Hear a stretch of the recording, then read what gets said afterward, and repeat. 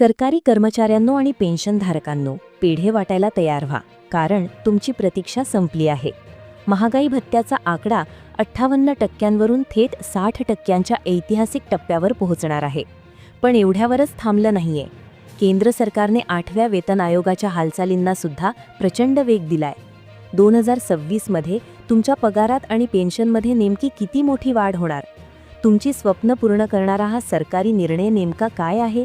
पहा हा विशेष रिपोर्ट. 2026 हे वर्ष केंद्रीय आणि राज्य सरकारी कर्मचाऱ्यांसाठी अत्यंत महत्त्वाचे मानले जात आहे.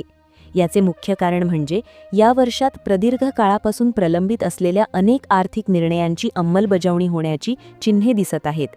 सध्याचा महागाईचा वाढता आलेख लक्षात घेता सरकार कर्मचाऱ्यांच्या क्रयशक्तीला बळ देण्यासाठी मोठे आर्थिक पॅकेज किंवा विशेष सवलती जाहीर करण्याची दाट शक्यता आहे. हा बदल केवळ कार्यरत कर्मचाऱ्यांसाठीच मर्यादित नसेल, तर ज्यांनी आपली प्रदीर्घ सेवा पूर्ण केली आहे अशा लाखो पेन्शनधारकांसाठीही हे वर्ष अत्यंत दिलासादायक ठरणार आहे. या वर्षात सरकार आपल्या बजेटमध्ये कर्मचाऱ्यांच्या कल्याणासाठी विशेष तरतुदी करू शकते, कारण वाढत्या महागाईमुळे कौटुंबिक बजेटवर होणारा विपरीत परिणाम कमी करणे ही काळाची गरज बनली आहे. 2026 मध्ये मिळणारी ही संभाव्य वाढ कर्मचाऱ्यांच्या जीवनमानाचा दर्जा सुधारण्यास मोठी मदत करेल. आर्थिक तज्ज्ञांच्या मते या वर्षात होणारे धोरणात्मक बदल हे पुढील 10 वर्षांच्या आर्थिक नियोजनाचा मुख्य पाया असतील.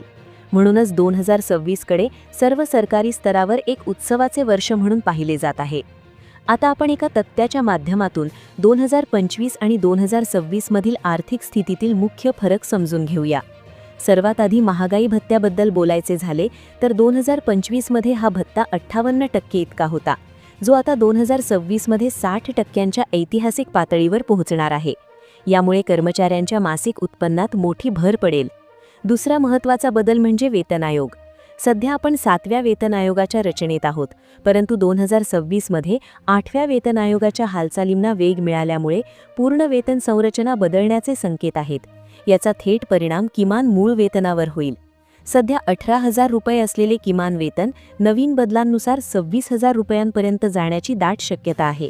केवळ पगारच नाही, तर घरभाडे भत्ता म्हणजेच HRA सुद्धा महागाई भत्ता वाढल्यामुळे सुधारित दराने मिळणार आहे. आणि शेवटी पेन्शनधारकांसाठी सुद्धा ही मोठी आनंदाची बातमी आहे. त्यांना मिळणारी महागाई सवलत 58%वरून वाढून 60% होणार आहे, ज्यामुळे त्यांच्या निवृत्तीनंतरच्या जीवनात आर्थिक स्थैर्य येईल. अशा प्रकारे 2025च्या तुलनेत 2026 हे वर्ष पगार आणि पेन्शनच्या बाबतीत खरोखरच मैलाचा दगड ठरणार आहे. महागाईची नवीन आकडेवारी म्हणजेच AICPI इंडेक्स समोर आल्यानंतर हे आता स्पष्ट झाले आहे की कर्मचाऱ्यांच्या सध्याच्या वेतनात तातडीने सुधारणा करण्याची वेळ आली आहे. जेव्हा महागाई अनियंत्रितपणे वाढते तेव्हा त्याचा थेट आणि मोठा परिणाम कर्मचाऱ्यांच्या मासिक बचतीवर होतो. ही परिस्थिती हाताळण्यासाठी सरकार फिटमेंट फॅक्टरमध्ये बदल करून किंवा इतर महत्त्वाच्या भत्त्यांमध्ये वाढ करून थेट पगारवाढीचा मार्ग निवडू शकते.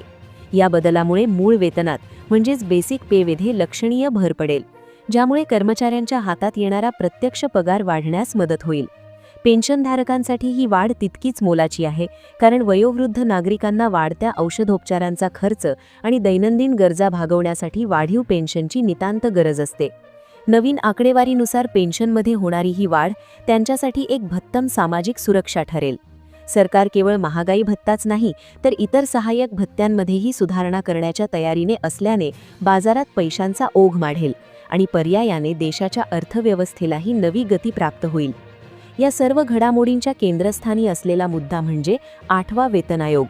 7व्या वेतन आयोगाची मुदत आता संपत आली आहे आणि सर्वांचे लक्ष 8व्या वेतन आयोगाच्या स्थापनेकडे लागले आहे. सरकारने या आयोगाबाबतच्या अंतर्गत प्रशासकीय हालचालींना वेग दिला आहे. ही सध्याची सगळ्यात मोठी आणि सकारात्मक बातमी आहे. सामान्यतः दर 10 वर्षांनी नवीन वेतन आयोग लागू करण्याची परंपरा आहे आणि त्यानुसार 8वा वेतन आयोग लागू झाल्यास कर्मचाऱ्यांच्या पगार संरचनेत आमूलाग्र बदल पाहायला मिळतील. यामध्ये किमान वेतन वाढवण्यावर सरकारचा विशेष भर असू शकतो. 8व्या वेतन आयोगाच्या माध्यमातून पगारवाढीचे एक असे नवीन सूत्र आणले जाण्याची शक्यता आहे, ज्यामुळे महागाई वाढताच कर्मचाऱ्यांचा पगार आपोआप संतुलित होईल. या आयोगाच्या शिफारशी केवळ पगारापुरत्या मर्यादित नसून त्यामध्ये रजा, अद्ययावत आरोग्य सुविधा आणि इतर सेवानिवृत्ती फायद्यांचाही समावेश असेल. सरकारी विभागांमध्ये या आयोगाच्या अंमलबजावणीसाठी आवश्यक असणाऱ्या डेटा संकलनाचे काम आधीच सुरू झाल्याचे समजते, ज्यामुळे ही प्रक्रिया अधिक वेगवान होईल.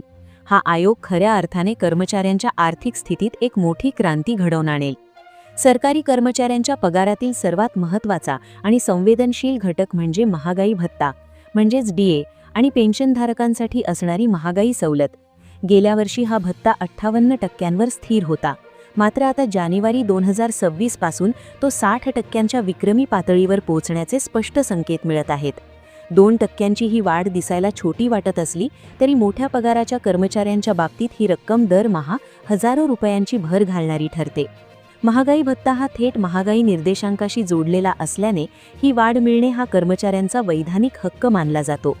DA 60% पोहोचणे याचा अर्थ असा होतो की कर्मचाऱ्यांच्या मूळ पगाराच्या निम्म्याहून अधिक रक्कम आता केवळ भत्त्या स्वरूपात मिळणार आहे. नियमानुसार जेव्हा महागाई 50% मर्यादा ओलांडते तेव्हा घरभाडे भत्ता किंवा HRA सारखे इतर भत्ते सुद्धा आपोआप सुधारले जातात. यामुळे कर्मचाऱ्यांच्या एकूण वार्षिक उत्पन्नात मोठी वाढ होणार आहे. ही वाढ लागू झाल्यानंतर थकीत रक्कमेचा म्हणजेच एरियर्सचा प्रश्नही मार्गी लागण्याची शक्यता आहे, ज्यामुळे सणसुदीच्या किंवा सुट्ट्यांच्या काळात कर्मचाऱ्यांकडे अतिरिक्त निधी उपलब्ध असेल, ज्यामुळे त्यांचे आर्थिक भविष्य अधिक सुरक्षित होईल. तर मित्रांनो, महागाईचा अक्राळ विक्राळ भडका उडालेला असताना आणि संसाराचा गाडा ओढताना सर्वसामान्य सरकारी कर्मचाऱ्याची जी ओढाताण होतीये ती पाहता 2026 मध्ये होणारे हे बदल म्हणजे केवळ आकड्यांचा खेळ नाही, तर तो तुमच्या कष्टाचा आणि घामाचा सन्मान आहे. गेल्या अनेक महिन्यांपासून ज्या निर्णयांची आपण चातकासारखी प्रतीक्षा करत होतो त्या निर्णयांच्या अंमलबजावणीची वेळ आता जवळ आलीये. महागाई भत्ता 60% विक्रमी स्तरावर जाणे आणि 8व्या वेतन आयोगाची मुहूर्तमेढ रोवली जाणे ही केवळ बातमी नाही, तर तुमच्या आर्थिक स्वातंत्र्याची नांदी आहे. पण एक गोष्ट लक्षात ठेवा, सरकार जेव्हा असे मोठे निर्णय घेते तेव्हा त्याचा फायदा शेवटच्या कर्मचाऱ्यापर्यंत पोहोचण्यासाठी तुमची जागृती महत्त्वाची असते. आजच्या या विशेष रिपोर्टमधील माहिती ही केवळ तुमच्यासाठी नाही, तर तुमच्या संपूर्ण कुटुंबाच्या भविष्यासाठी आहे. पेन्शनधारकांसाठी तर ही वाढ म्हणजे उतरत्या वयातील एक भक्कम आधारवड ठरणार आहे. ही पगारवाढ तुमची स्वप्ने पूर्ण करण्यासाठी, मुलांचे शिक्षण आणि हक्काच्या घराचे स्वप्न साकार करण्यासाठी एक मोठे बळ देईल, यात शंका नाही. आम्हाला कमेंट बॉक्समध्ये नक्की कळवा की 8वा वेतन आयोग लागू झाल्यानंतर तुमच्या मते किमान वेतन किती असायला हवे? 25,000, 30,000 की त्यापेक्षाही जास्त? तुमच्या प्रतिक्रिया आणि तुमचे मत खाली कमेंट्समध्ये मांडायला विसरू नका, कारण तुमचा आवाजच लोकशाहीत सर्वात मोठा असतो. जर तुम्हाला आमचा हा विशेष प्रयत्न आणि ही सविस्तर माहिती आवडली असेल तर या व्हिडिओला आत्ताच लाईक करा, म्हणजे आवडले. तुमच्या एका लाईकमुळे आम्हाला अशाच महत्त्वपूर्ण बातम्या तुमच्यापर्यंत पोहोचवण्यासाठी प्रेरणा मिळते. आणि सर्वात महत्त्वाचे, हा व्हिडिओ केवळ स्वतः बघू नका, तर तुमच्या खात्यातील प्रत्येक व्हॉट्सॲप ग्रुपवर, टेलिग्रामवर आणि फेसबुकवर हा व्हिडिओ वादळासारखा शेअर करा. प्रत्येक कर्मचारी बांधवाला आणि पेन्शनधारक आजोबांना ही आनंदाची बातमी मिळायलाच हवी. अशाच अधिकृत, विश्वसनीय आणि सर्वात वेगवान अपडेट्ससाठी आपल्या या चॅनलला आत्ताच सबस्क्राईब करा आणि त्या बेल आयकॉनवर क्लिक करा, जेणेकरून जेव्हा केव्हा शासन निर्णय येईल तेव्हा त्याची माहिती सर्वात आधी तुमच्या मोबाईलवर असेल. माहितीने सक्षम व्हा आणि आपल्या हक्कासाठी जागरूक रहा. पुन्हा भेटूया अशाच एका धडाकेबाज आणि तुमच्या कामाच्या बातमीसह. तोपर्यंत स्वतःची आणि आपल्या कुटुंबाची काळजी घ्या. जय हिंद, जय महाराष्ट्र.